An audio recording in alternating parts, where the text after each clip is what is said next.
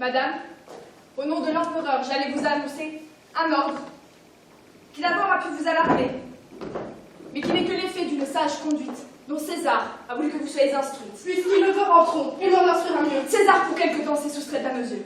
Déjà par une porte publiquement connue.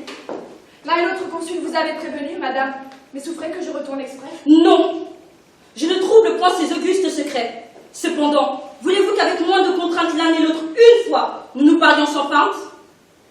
Du russe pour le mensonge eut toujours trop d'horreur. Prétendez-vous longtemps me cacher l'empereur? Ne le verrai-je plus qu'à titre d'importune? Ai-je donc élevé si haut votre fortune pour mettre une barrière entre mon fils et moi? Ne l'osez-vous laisser un moment sur sa foi? Entre Sénèque et vous, disputez-vous la gloire? À qui m'effacera beaucoup de sa mémoire? Voulais-je confier pour en faire un ingrat?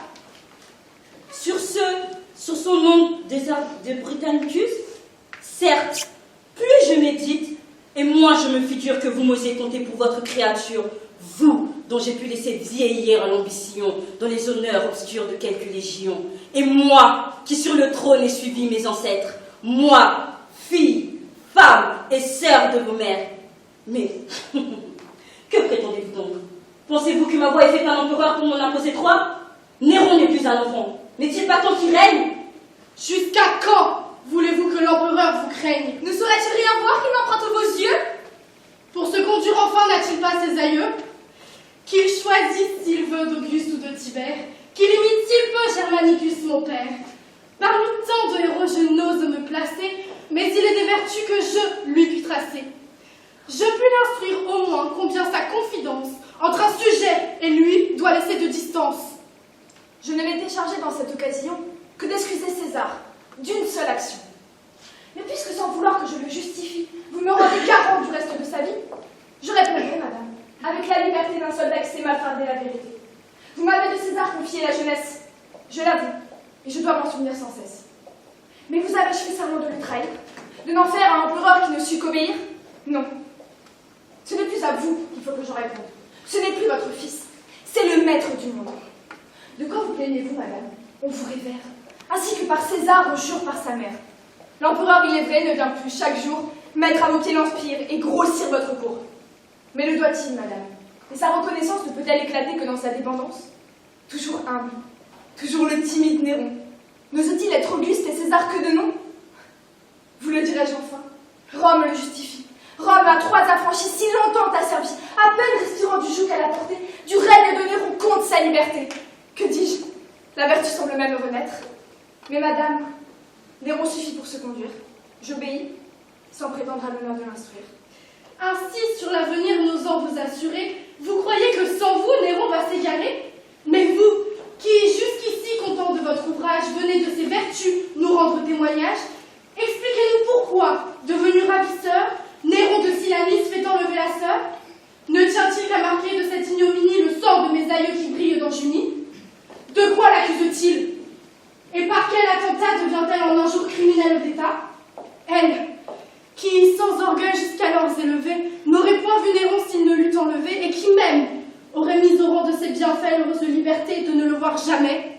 Je sais que d'aucun crime elle n'est soupçonnée, mais jusqu'ici César ne l'a point condamnée. Madame, aucun objet ne blesse ici ses yeux. Elle est dans un palais tout plein de ses aïeux. Je vous entends. Néron m'apprend par votre voix qu'en vain Britannicus s'assure sur mes choix. J'ai flatté son amour d'un hymen qu'il espère. Néron veut faire voir qu'Agrippine promet par-delà son pouvoir. Quoi? Madame, toujours soupçonner son respect?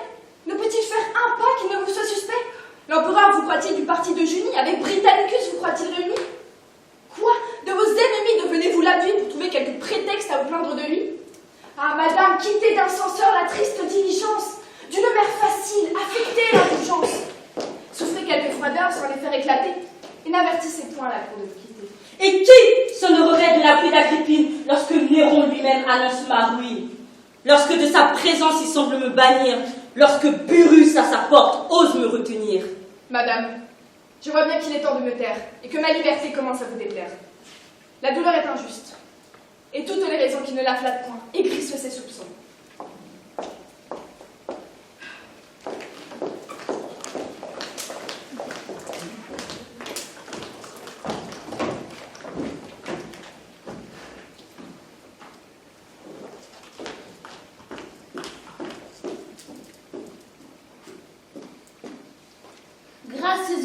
Seigneur, Junie entre vos mains, vous assure aujourd'hui le reste des Romains. Vos ennemis, déchus de cette vaine espérance, sont allés chez Pallas pleurer leur impuissance.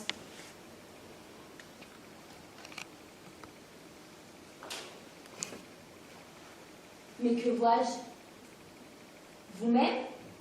Inquiet? Étonné? Plus que Britannicus paraissait consterné. Que présage à mes yeux cette tristesse obscure et ces sombres regards errant à l'aventure? Tout vous rit, la fortune obéit à vos voeux. Narcisse, Narcisse, en effet, Néron est amoureux. Vous? Depuis un moment, mais pour toute ma vie. J'aime. Que dis-je aimer?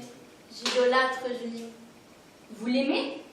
Excité d'un désir curieux, cette nuit je l'ai vu, arriver en ces lieux, triste, levant au ciel ses yeux mouillés de larmes, qui brillaient au travers des flambeaux et des armes. Belle, dans le simple appareil d'une beauté qu'on vient d'arracher au sommeil. Que veux-tu? Je ne sais si cette négligence, les ombres, les flambeaux, les cris et le silence, et le farouche aspect de ces fiers ravisseurs, relevaient de ses yeux les timides douceurs. Quoi qu'il en soit, ravi d'une si belle vue, j'ai voulu lui parler, ma voix s'est perdue. Immobile, saisi d'un long étonnement, je l'ai laissé passer dans ses appartements. J'ai passé dans le mien, c'est là que solitaire de son image en vain j'ai voulu me distraire. Trop présente à mes yeux, je croyais lui parler. J'aimais jusqu'à ses pleurs que je faisais couler. Quelquefois, mais trop tard, je lui demandais grâce. J'employais les soupirs et même la menace, voilà comme, occupée de mon nouvel amour, mes yeux sans se fermer, ont attendu le jour. Mais je m'en fais peut-être une trop belle image, elle m'est apparue avec trop d'avantages. Narcisse, qu'en dis-tu? Quoi, Seigneur? Croira-t-on qu'elle ait pu si longtemps se cacher à Néron?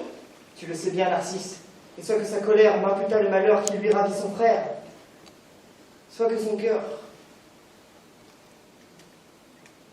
fidèle à sa douleur et dans l'ombre enfermée, elle se dérobait même à sa renommée. Et c'est cette vertu si nouvelle à la cour, dont la persévérance irrite mon amour. Quoi, Narcisse? Tandis qu'il n'est point de remède que mon amour n'honore et ne rend plus vaine, qui dès qu'à ses regards elle ose se fier, sur le cœur de César ne l'ait bien essayé. Seule dans son palais, la modeste Junie regarde leur honneur comme une ignominie, fuit et ne daigne pas peut-être s'informer si César est aimable ou bien s'il s'est aimé. Dis-moi, Britannicus l'aime-t-il? Quoi? S'il l'aime, Seigneur? Si jeune encore, se connaît-il lui-même? D'un regard enchanteur, connaît-il le poison? Seigneur, l'amour toujours n'attend pas la raison. N'en doutez point, il l'aime. Instruit par tant de charme, ses yeux sont faits à l'usage des larmes. À ses moindres désirs, il sait s'accommoder, et peut-être déjà s'est-il persuadé. Que dis-tu? Sur son cœur, il aurait quelque empire? Je ne sais, mais Seigneur, ce que je puis vous dire, je l'ai vu quelquefois s'arracher de ses lieux, le cœur plein d'un courroux qu'il cachait à vos yeux, d'une cour qui le fuit pleurant l'ingratitude, las de votre grandeur et de sa servitude, entre l'impatience et la crainte flottant. Il allait voir Junie et revenait content. D'autant plus malheureux qu'il aura su lui plaire. Narcisse, il doit plutôt souhaiter sa colère. Néron impunément ne sera pas jaloux. Vous, et de quoi, Seigneur, vous inquiétez-vous? Junie a pu le plaindre et partager ses peines. Elle n'a vu couler de larmes que les siennes. Mais aujourd'hui, Seigneur, que ses yeux dessillés, regardant de plus près l'éclat dont vous brillez, verront autour de vous les rois sans diadème, inconnus dans la foule et sous la moelle humaine. Quand elle vous verra de ce degré de gloire venir en soupirant avouer sa victoire, maître, n'en doutez point, d'un cœur déjà charmé, commandez qu'on vous aime et vous serez aimé. On ouvre, la voici. Va retrouver ton maître et la mener ici.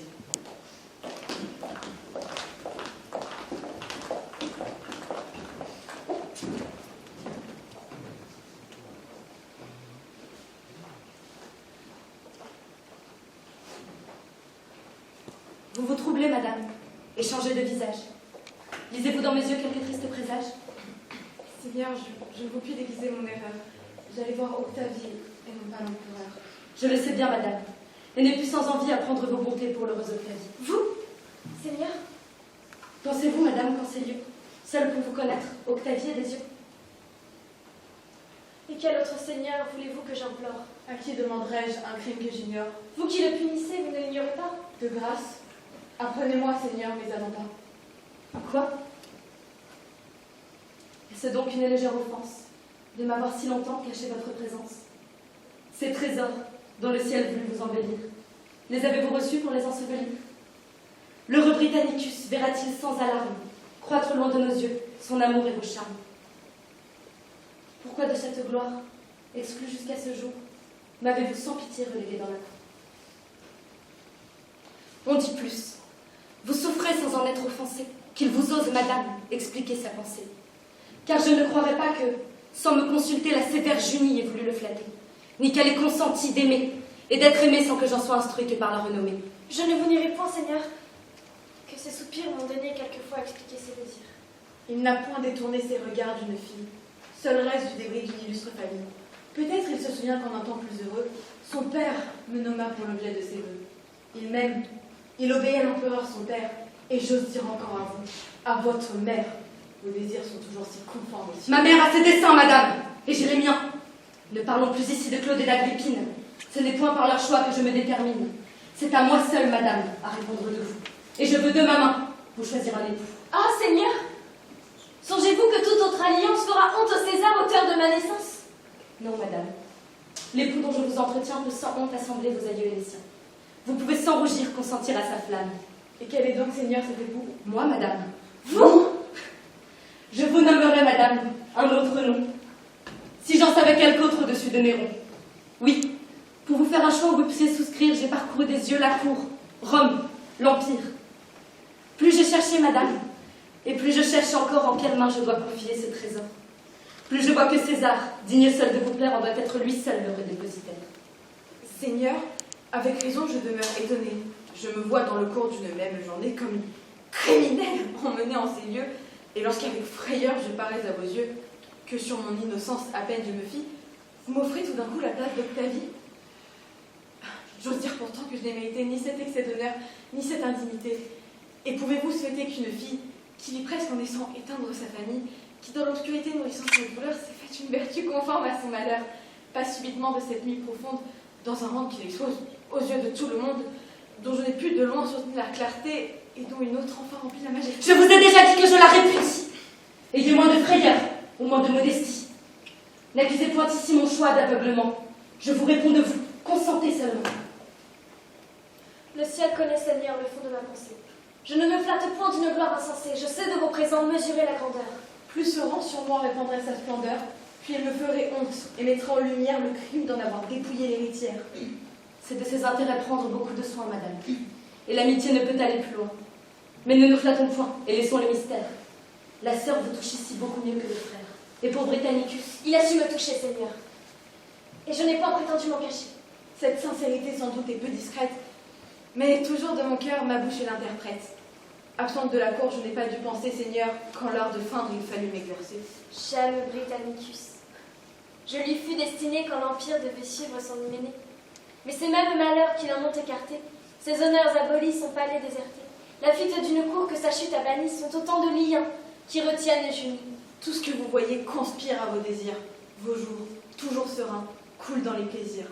L'Empire en est pour vous l'inépuisable source. Britannicus est seul. Quelque ennui qui le presse, il ne voit dans son sort que moi qui s'intéresse. Et n'a pour tout plaisir que quelques larmes qui lui font quelquefois oublier ses malheurs. et ce sont ses plaisirs et ses pleurs que j'envie, que tout autre que lui me paierait de sa vie. Mais je garde à ce prince un traitement plus doux, madame. Il va bientôt paraître devant vous.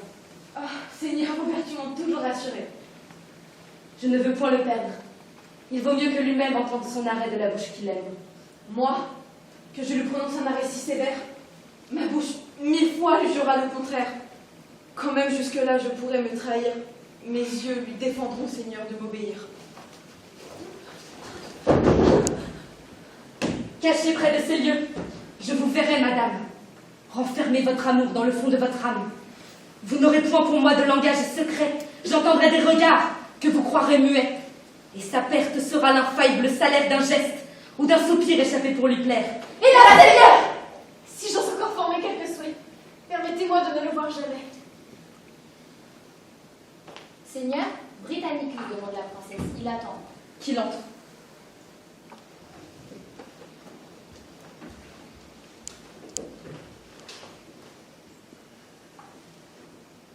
Madame, quel bonheur me rapproche de vous. Quoi? Je puis donc jouir d'un entretien si doux. Mais parmi ce plaisir, quel chagrin me dévore. Hélas, puis-je espérer de vous revoir encore? Faut-il que je dérobe, avec mille détours, un bonheur que vos yeux m'accordaient tous les jours? Quelle nuit, quel réveil, vos pleurs, votre présence, n'ont point de si cruel désarmé d'insolence. Que faisait votre amant? Quel démon envieux m'a refusé l'honneur de mourir à vos yeux? Hélas, dans la frayeur dont vous étiez atteinte, m'avez-vous en secret adressé quelques plaintes? Ma princesse, avez-vous daigné me souhaiter? Songiez-vous aux douleurs que vous m'aviez goûtées? Vous ne dites rien? Quel accueil, quelle glace! Est-ce ainsi que vos yeux consolent ma disgrâce? Parlez! Nous sommes seuls, notre ennemi trompé, tandis que je vous parle, est ailleurs occupé. Ménageons les moments de cette heureuse absence. Vous êtes en des lieux tout pleins de sa puissance. Ces murs même, Seigneur, peuvent avoir des yeux. Et jamais l'empereur n'est absent de ces lieux. Et depuis quand, madame, êtes-vous si craintive? Quoi? Déjà votre amour souffre qu'on le captive. Qu'est devenu ce cœur qui me jurait toujours de faire un Néron même envier nos amours? Mais bannissez, madame, une inutile crainte, la foi dont tous les cœurs n'est pas encore éteinte. Chacun semble des yeux approuver mon courroux. La mère de Néron se déclare pour nous. Rome de sa conduite elle-même offensée. Ah, vous parlez contre votre pensée! Vous-même m'avez avoué 1000 fois que Rome le louait d'une commune voix. Toujours à sa vertu, vous rendiez quelque hommage. Sans doute, la douleur vous dicte ce langage. Je ne vous cherchais pas pour l'entendre louer. Quoi? Pour vous confier la douleur qui m'accable? À peine je dérobe un moment favorable, et ce moment si cher, madame, est consumé à louer l'ennemi dont je suis opprimé? Qui vous rend à vous-même un jour si contraire? Quoi? Même vos regards ont appris à se taire? Que vois-je? Vous craignez de rencontrer mes yeux? Néron vous plairait-il? Vous serais-je Dieu? Ah, si je le croyais! Au nom des dieux, madame, éclaircissez le trouble où jetez mon âme. Parlez! Ne suis-je plus dans votre souvenir?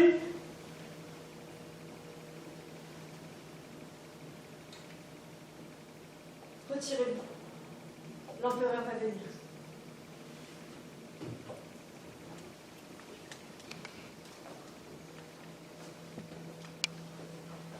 Après ce coup, Narcisse, à qui dois-je m'attendre?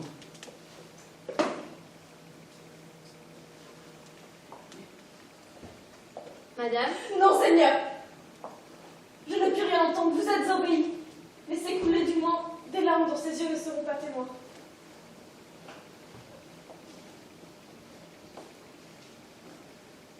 eh bien, Narcisse, là de leur amour on voit la violence, elle m'a paru jusque dans son silence. Elle aime mon rival, je ne puis l'ignorer, mais je mettrai ma joie à le désespérer. Je me fais de sa peine une image charmante. Et je l'ai vu douter du cœur de son amante. Je la suis, mon rival t'attend pour éclater, par quelques soupçons bas, pour le tourmenter. Et tandis qu'à maison le pleure ou l'adore, fait lui payer bien cher, un bonheur qu'il ignore.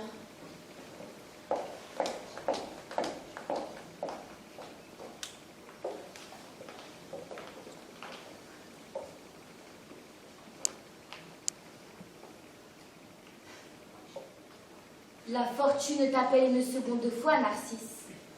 Voudrais-tu résister à sa voix? Suivons jusqu'au bout ses ordres favorables, et pour nous rendre heureux, perdons les misérables.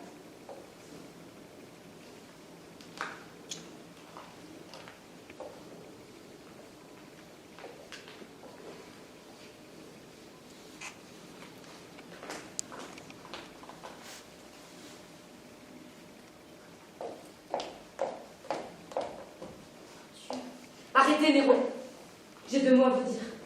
Britannicus est mort. Je reconnais les coups, je connais l'assassin. Et qui, madame? Poursuis, Néron. Avec de tels ministres. Par des faits glorieux, tu peux la signaler. Poursuis. Tu n'as pas fait ce pas pour reculer. Ta main a commencé par le sang de ton frère. Je prévois que tes coups viendront jusqu'à ta mère. Dans le fond de ton cœur, je sais que tu me hais. Tu voudras t'affranchir du joug de mes bienfaits, mais je veux que ma mort te soit même inutile. Ne crois pas qu'en mourant, je te laisse tranquille. Rome, ce ciel, ce jour que tu as reçu de moi, partout, à tout moment m'offriront devant toi. Tes remords te suivront comme autant de furie. Tu croiras les calmer par d'autres barbaries. Ta fureur s'irritant soi-même dans son cours, d'un sang toujours nouveau, marquera tous tes jours. Mais j'espère qu'enfin le ciel, lasse de tes crimes, ajoutera ta perte à tant d'autres victimes, qu'après t'être couvert de leur sang et du mien, tu te verras forcé de répandre le tien, et ton nom paraîtra dans la race future au plus cruel tyran, une cruelle injure. Voilà ce que mon cœur se présage de toi. Adieu, tu peux sortir.